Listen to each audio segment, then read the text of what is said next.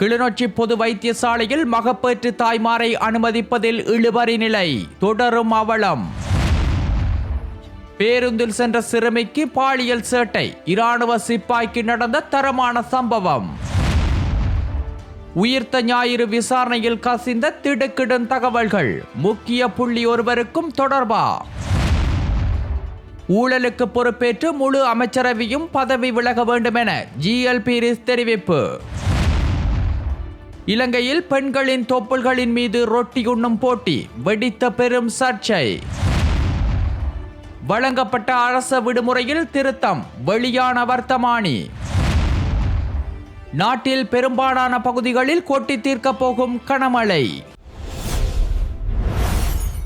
கிளிநொச்சி மாவட்ட பொது வைத்தியசாலையில் மகப்பேற்றிற்காக வந்த கர்ப்பிணி பெண்ணை அனுமதிப்பதில் தாமதம் ஏற்பட்டதாக தகவல் தெரிவிக்கின்றன.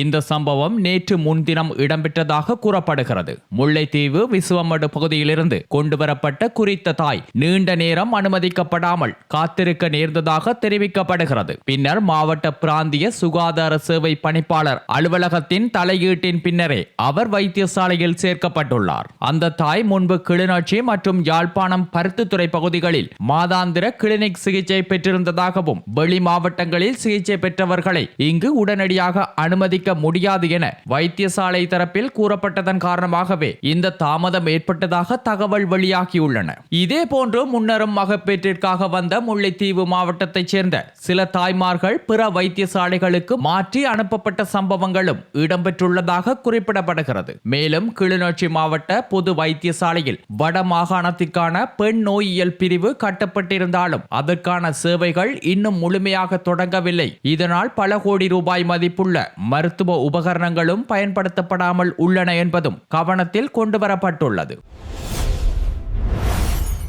புலனறுவையிலிருந்து கல்முனை நோக்கி பயணித்த தனியார் பேருந்தில் 14 வயது சிறுமியிடம் ஒழுக்கக்கேடான செயல்களில் ஈடுபட்டதாக குற்றம் சாட்டப்பட்ட இராணுவ சிப்பாய் ஒருவர் நேற்று கைது செய்யப்பட்டுள்ளதாக வாழைச்சேனை போலீசார் தெரிவித்துள்ளனர். கடந்த 20ஆம் தேதி குறித்த சிறுமி தனது உறவினருடன் வாழைச்சேனைக்கு செல்வதற்காக அந்த பேருந்தில் பயணித்துள்ளார். அதே பேருந்தில் பயணித்த புனானை இராணுவ முகாமில் பணியாற்றும் சிப்பாய் சிறுமியின் அருகில் அமர்ந்து பின்னர் பயணத்தின் போது அவளிடம் ஒழுக்கக்கேடான முறையில் நடந்து கொண்டதாக கூறப்படுகிறது. இதனால் பாதிக்கப்பட்ட சிறுமி அருகில் இருந்த உறவினரிடம் தகவல் அளித்ததை அடுத்து அவர் சம்பந்தப்பட்ட சிப்பாயை தாக்கியதாக தெரிவிக்கப்படுகிறது. சம்பவத்தை அடுத்து பேருந்து வாழைச்சேனை போலீஸ் நிலையத்திற்கு கொண்டு செல்லப்பட்டு போலீசார் விசாரணை ஆரம்பித்தனர். தாக்குதலில் காயமடைந்த சிப்பாய் வைத்தியசாலையில் அனுமதிக்கப்பட்டதுடன் தாக்குதல் நடத்திய உறவினர் கைது செய்யப்பட்டு நீதிமன்றத்தில் ஆஜர்படுத்தப்பட்டார். பின்னர் வைத்தியசாலையில் சிகிச்சை பெற்று வந்த சிப்பாய் குணமடைந்து வெளியேற முயன்ற போது போலீசார் அவரை கைது செய்தனர். கைது செய்யப்பட்ட சந்தேக நபரை இன்று நீதிமன்றத்தில் ஆஜர்படுத்த நடவடிக்கை எடுக்கப்பட்டுள்ளதாகவும் போலீசார் தெரிவித்துள்ளனர்.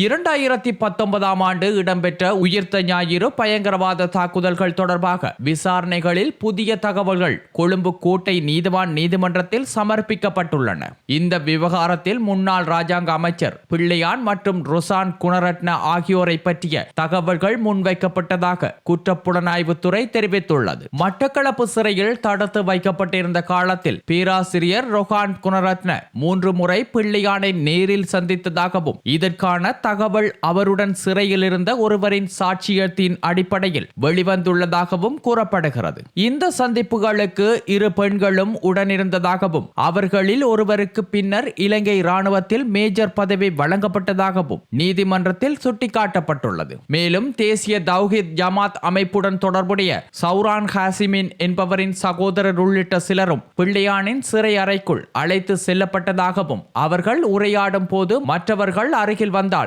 பேசுபொருளை மாற்றியதாகவும் சாட்சியங்கள் தெரிவிக்கின்றன. ஜோசப் பர்ராய் சிங்கம் படுகொலை வழக்கில் 2015 முதல் 2021 வரை பிள்ளையான் மட்டக்களப்பு சிறையில் வைக்கப்பட்டிருந்த காலத்திலேயே இந்த சந்திப்புகள் இடம்பெற்றதாகவும் கூறப்பட்டுள்ளது. இதற்கிடையில் இந்த வழக்குடன் தொடர்புடைய ஓய்வு பெற்ற மேஜர் ஜெனரல் சுரேஷ் சாலி உள்ளிட்ட 3 சார்ந்த மேலதிக விசாரணை அறிக்கையும் நீதிமன்றத்தில் சமர்ப்பிக்கப்பட்டுள்ளதாக தெரிவிக்கப்பட்டுள்ளது.